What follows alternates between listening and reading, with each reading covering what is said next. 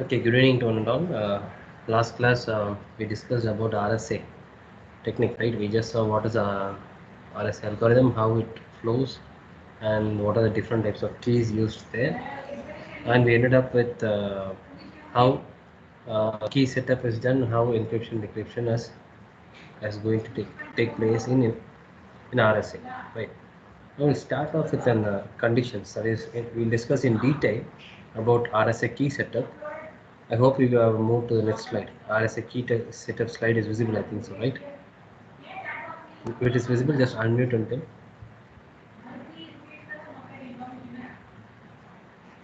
Yes, sir. Okay. So in this slide, we'll be discussing how we are going to generate or how we are going to choose our public and private keys. So I want everyone to listen to this carefully because based on this only your numericals will be done in examinations. Okay. So the first step here is in the sense you have to choose two large prime numbers. That is, it should be really large. So you should choose two large prime numbers P and Q. Then you have to start computing the value of n by simply multiplying the values of P and Q. So if you choose the P and Q value to be prime numbers, then you can able to compute your phi of n as P minus 1 multiplied with Q minus 1. So in this step, you have got the value of n, which is nothing but a part of a public key as well as a part of a private key. Next step is nothing but I am going to generate the public key called E. So this E should be generated randomly. That is generation sense you will be choosing any random integer E under two conditions. The first condition is nothing but that E should be greater than 1 and less than phi of n value, and the value of E should be relatively prime with the phi of n value. Under these two conditions, I can able to choose a random integer E such that I can able to get my public keys. And these two values will be used for encryption. Now I'm going to generate the value of D with respect to E, because I already said the public key and private key have a relationship between them. The condition here in the sense here E dot D should be congruent to 1 mod phi of n, such that what I can say in sense E and D are multiplicative inverse to each other under a modulo of phi of n, and the value of D should be always greater than 0 and less than or equal to n. Under these two conditions, I will be getting the value of T. So once I got the value of T, I got my private key. So for public key, that is for encryption, I'll be using E and N, and as well as for decryption, I'll be using D and N. So this is how we'll be generating as well as choosing the public keys and the private keys. So if you have any doubts, you can ask me. If it is clear, kindly raise your hands.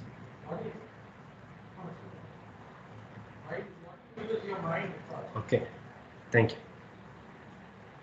So we'll see how this RSA works. So you can able to see, I mean, this is based on your Euler's theorem. Since both are multiplicative inverse to each other, E and D, if you multiply both of them, I'll be and take a mod n. Obviously, you'll be ending up with value 1. We'll see how this works in an example. These are just nothing but the algorithms. Okay. So I want everyone to have calculators with you so that you have to calculate, and whenever I ask an answer, just unmute yourself and tell me the answer. We'll first start off with the key setup process. So first I am choosing prime number. Actually this is one and only for your understanding purpose, but in real time applications, real time scenarios, they'll be having a large number of prime numbers. From our educational point of view, we are just having only small numbers for understanding. So these are two prime numbers I have chosen, P to be 17 and Q to be 11. Can you people tell me the value of n?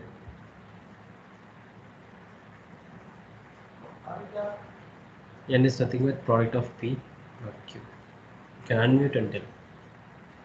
187. Yeah, 187. Can you tell the value for phi of n?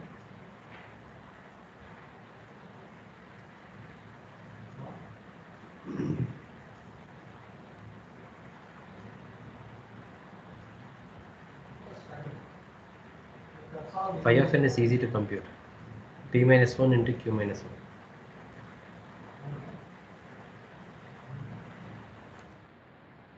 I hope people are there in the class. So 160. 160. 166. 160. Right. So we'll be getting your phi of n to be 160. Okay. Now I am choosing my public key. Okay. Here I have chosen it to be 7 under the condition that 7 is, that is, you have to choose the value of e in such a way that it should be greater than 1 and less than phi of n. The phi of n is 160. Okay. This first condition, and second condition, GCD between the e and phi of n value should be 1, so e is 7. Now I want you people to compute the value of d. So d is nothing but the multiplicative inverse of e is nothing but the d, because we already know that e dot d will be congruent to 1 mod phi of n, or simply if you want a d means something with the multiplicative inverse of e, right, under modulo phi of n. So I want you people to find the value of e inverse under modulo phi of n. That is e inverse in sense multiplicative inverse, 7 inverse mod 160. You can use any method. I give it time. 7 inverse value will give me the value of d.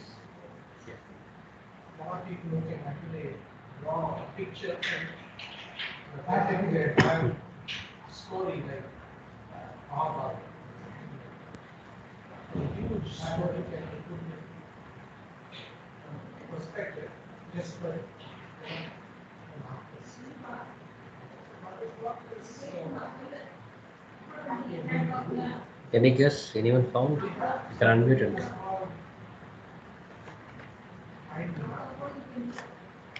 There are a lot of strategies for it. Wake up your brain and remember. Most of you in the class are still asleep. But all you don't want to answer. So you're asleep. But I'm just showing you something about mind. You can think a lot of things. You can imagine. You can dream. Any answer? If I want to explain certain things to another person, not all of you can read other people's mind. Because you need proper training for that. So I just going to share with you 23. certain strategies. Yes. Answer is 23. Right. So now you can able to see that you have got the value of d also. Some strategy. Right, now you got your public keys to be 7 and 187. The 7 is nothing but your value of e, and 187 is value of n. And this is the value of d, which is a private key, and this value of n. Now I'm going to give you a plain text. Assume that the plain text value is simply an integer 88. And the only condition for a plain text message should be, it should be always less than the value of n. Otherwise, if you have a plain text already with you, you have to generate the value of n always greater than the plain text. Now you people have to encrypt this message. So ciphertext is nothing but what you used to write. Ciphertext is nothing but the plain text risen to the power e mod n. Right. So here plain text is 88. So 88 power e, which is nothing but your value is 7, and n is nothing but your 187. Right. So 88 per 7 mod 187, you'll be getting the value of 11. So this you can able to use your calculators. In decryption part, I'll be using my private key. So decryption, I'm using the ciphertext here. 23 is nothing but the value of d, which we obtained in the last slide, which is nothing but my private key, and mod 187. So here you can choose any method in the examination. If it is not specified, you have to follow this method alone. Okay.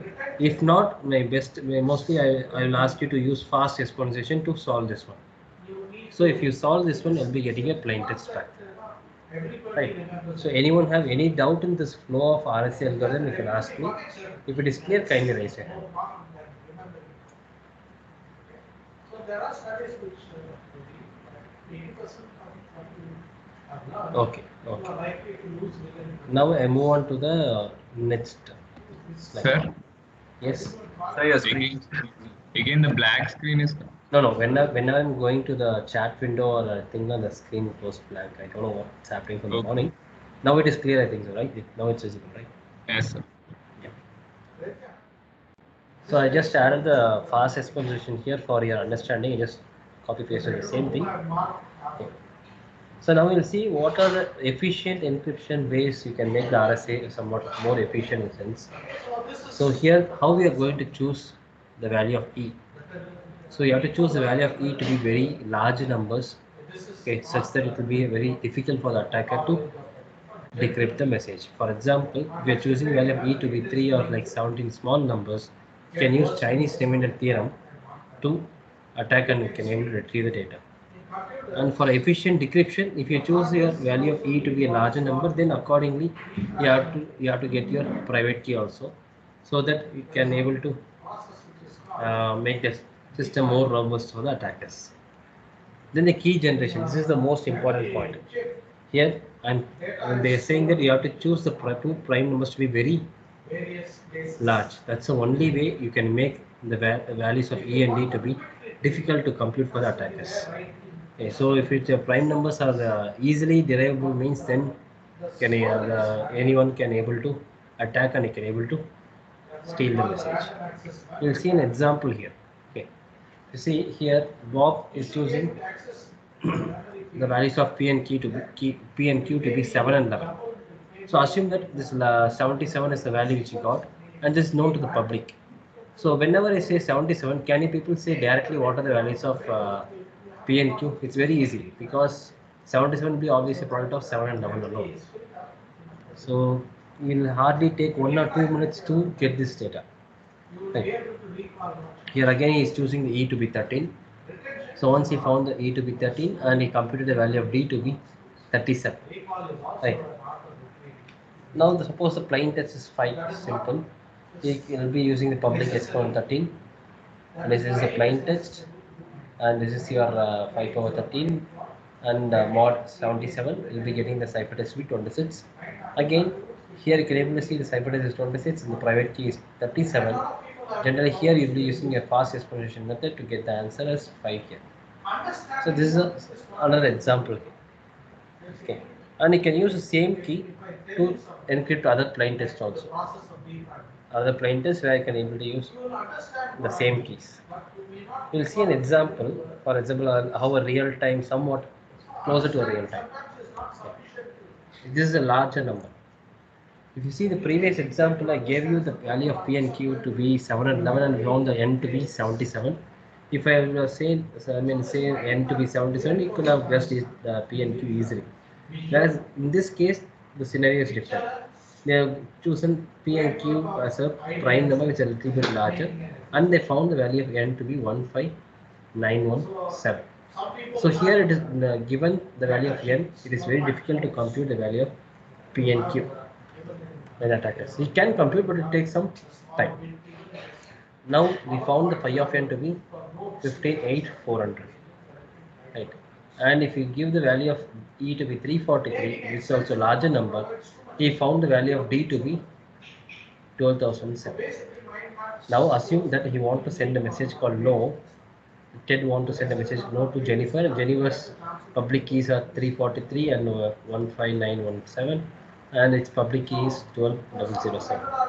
First, I will be numbering the message. So from N and O, for example, we have the alphabets M, N, O, P, and so on.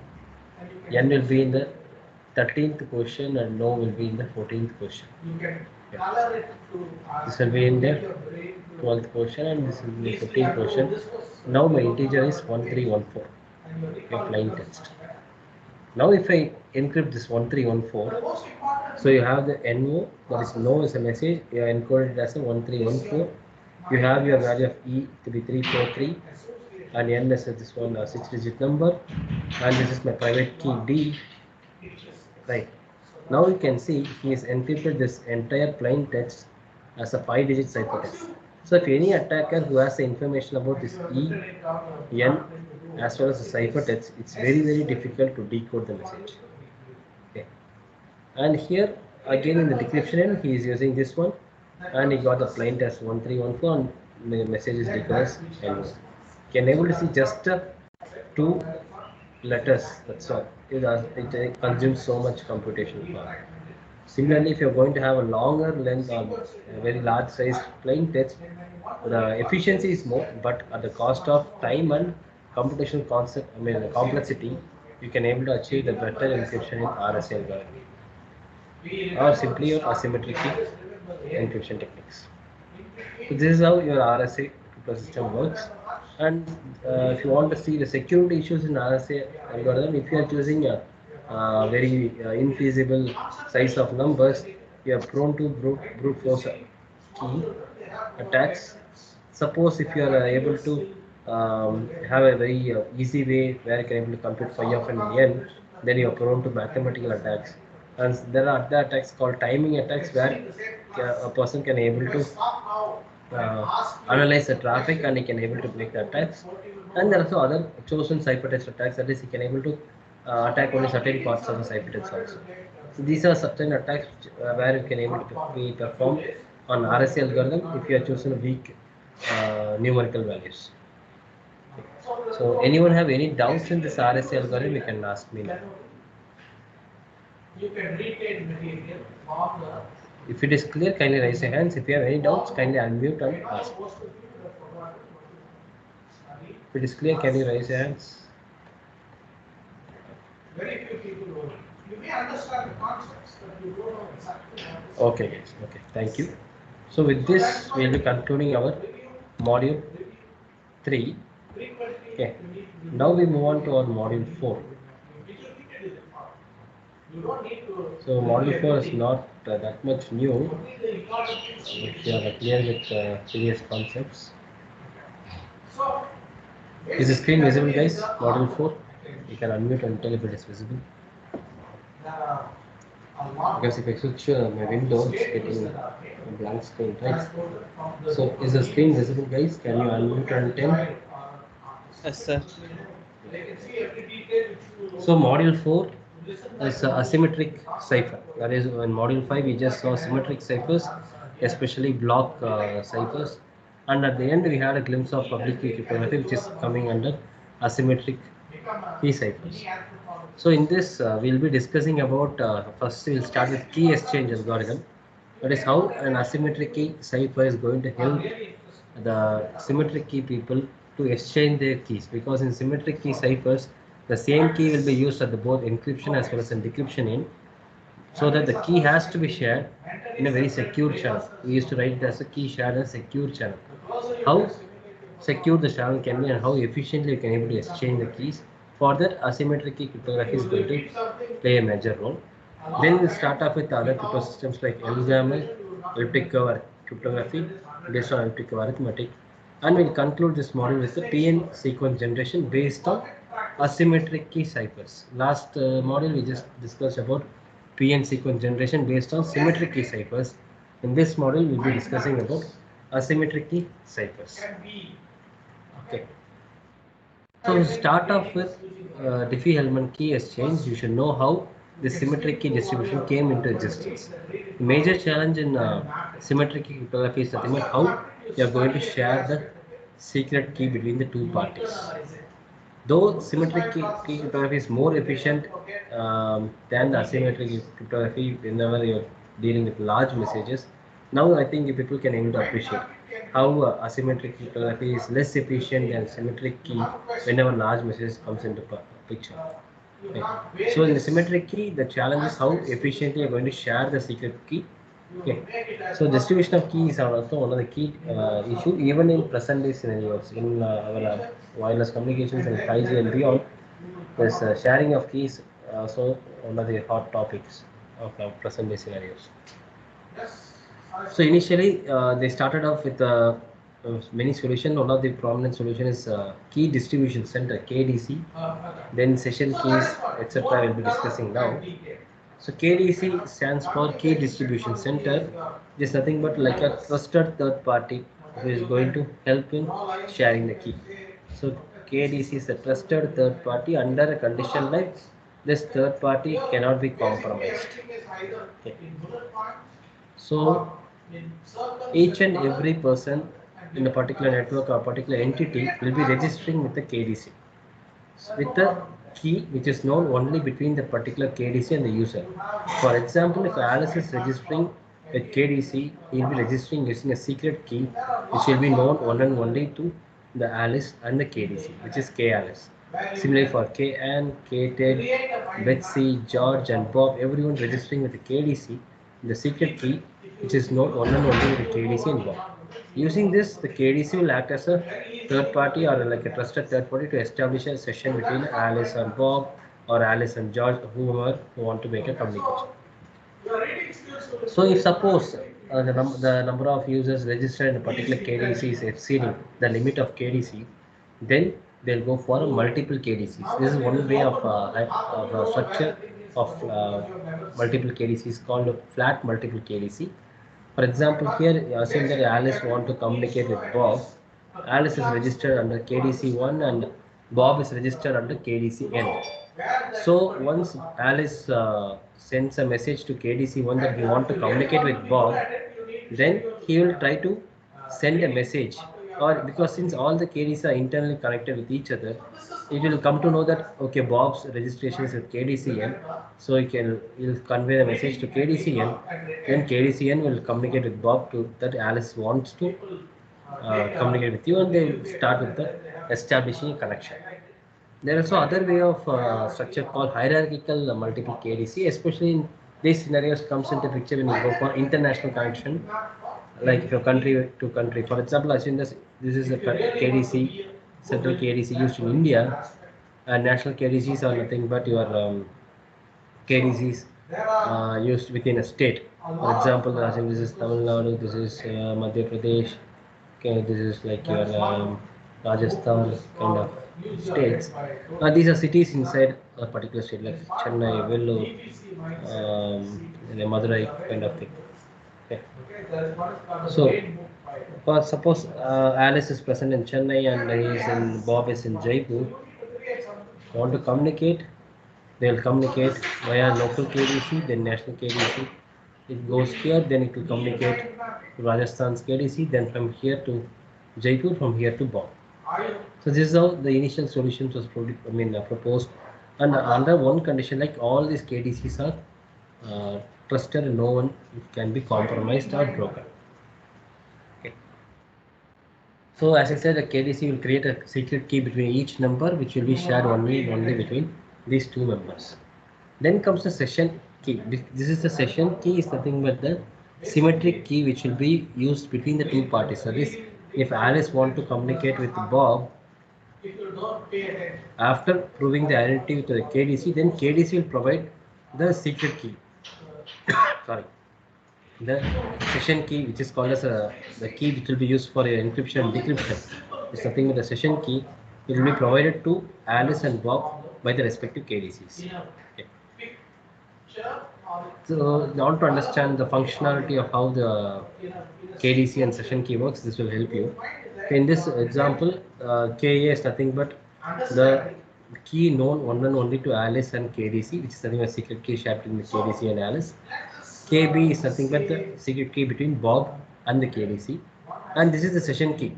Session key in the sense the key which is used for encryption and decryption. We usually used to write them as key K, which can be used for both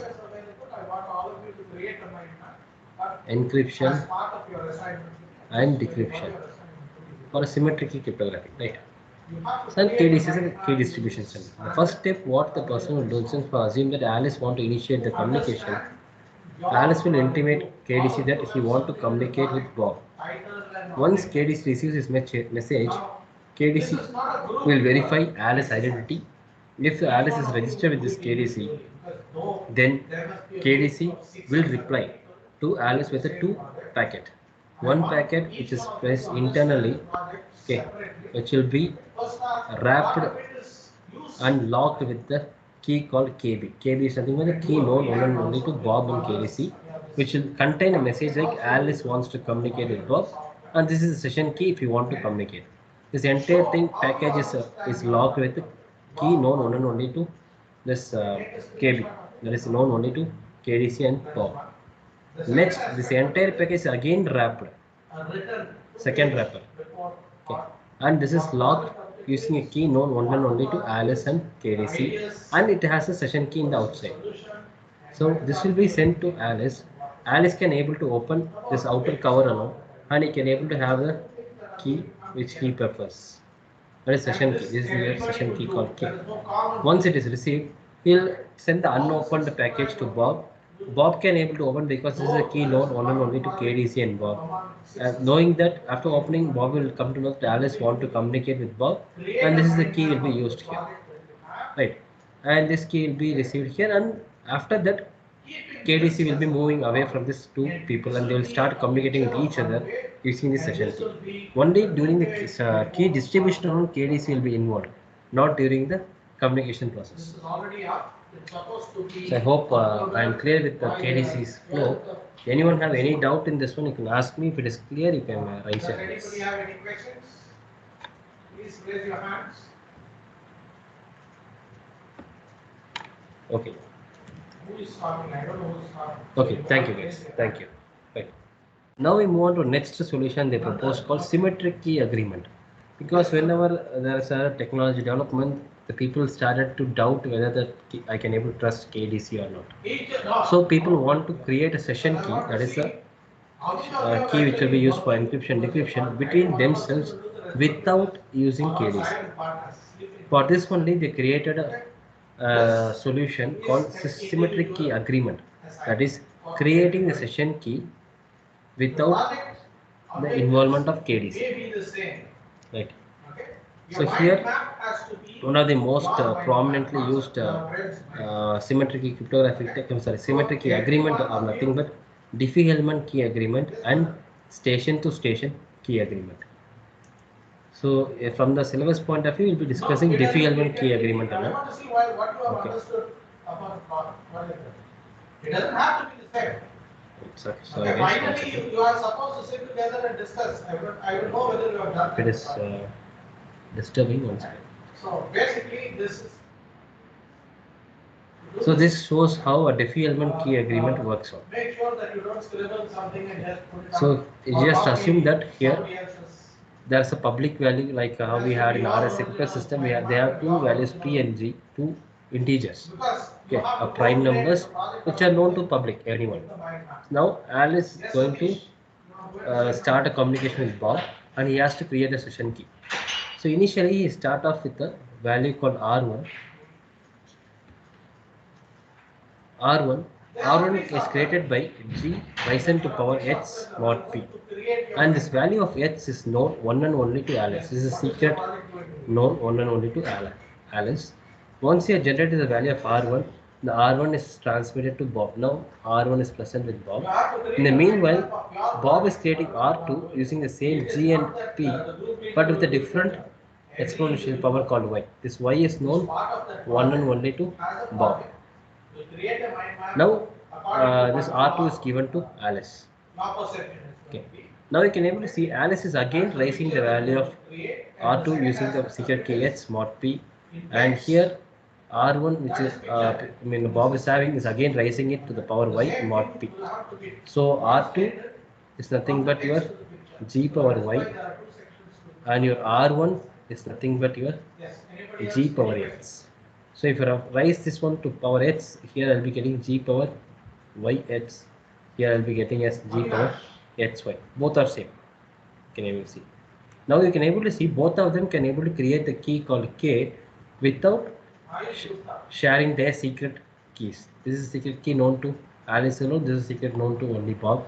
When they have created the session key without any third party involvement, and they are able to create the key K here.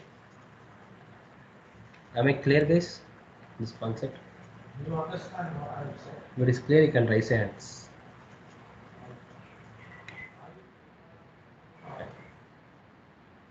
So if you see the symmetric key, okay, in the Diffie-Hellman method, this is the way which you have generated the key K.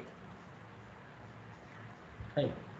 And this is a pictorial representation. If you want to understand more clearly, I have G here. I have a G which is known to both of them, I am placing my secret here, and here they are placing secret here. They are exchanging. Again, they are placing their secrets here. You can able to say they got XYG here also. XYG, but in a different way. This is how your development key agreement works. We'll see an example so that we'll get a clear picture. So here always for the understanding purpose, I'm using only small numbers case, but it won't happen in the real time. Only here for understanding, I'm using small numbers. Okay. First step here, you got here G to be 7 and P to be 23. Okay. And you are choosing your value, Alice is choosing the value to be X, 23, that is its secret. So R1 is nothing but 7 power 3 mod 23, which is nothing but G. This is G, this is your X, and this is your P. And this is nothing but your value of R1. Now Bob is creating his part, that is R2, using his secret value y is equal to 6, that is R2 is equal to 7 power 6 mod 23, which we got as to be 4. Now R1 is sent to Bob. This is nothing but R1, right? And R2 is sent to Alice. So now can you people tell me the values for K, which is created by Alice? So Alice is going to create A, the value K, by the value which has 21, right? 21 power X is 3 here for the Alice, and again mod 23. Can you people tell the answer here? And KB will be something like 4, which will be risen to the power 6 here mod 23. Can you unmute and tell after solving this one? You can use your calculators.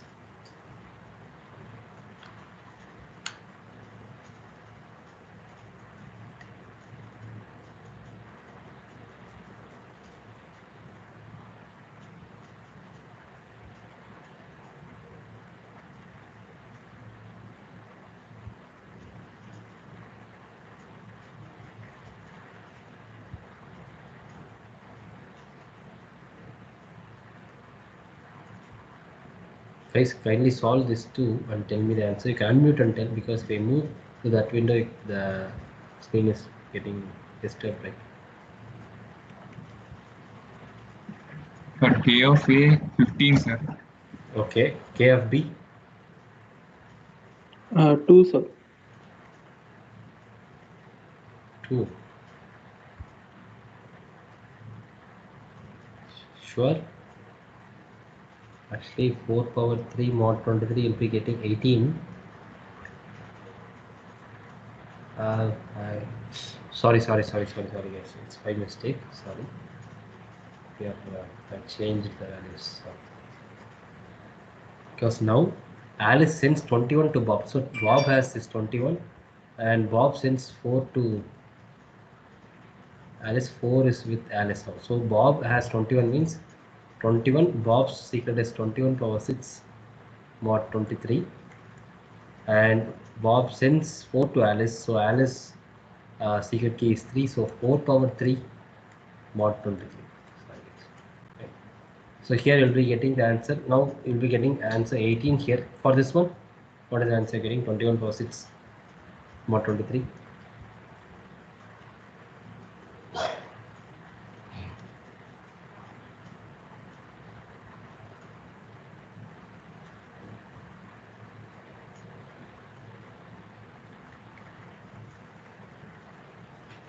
Here also you'll be getting the same answer as 18. Okay, so sorry, here I just made a mistake. Alice sends a number to 21 to Bob. So Bob has his 21 with him. 4 is with Alice. Anyone have any doubt in this one? You can ask me. If it is clear, I'll proceed. Clear, guys? If it is clear, kindly raise your hands.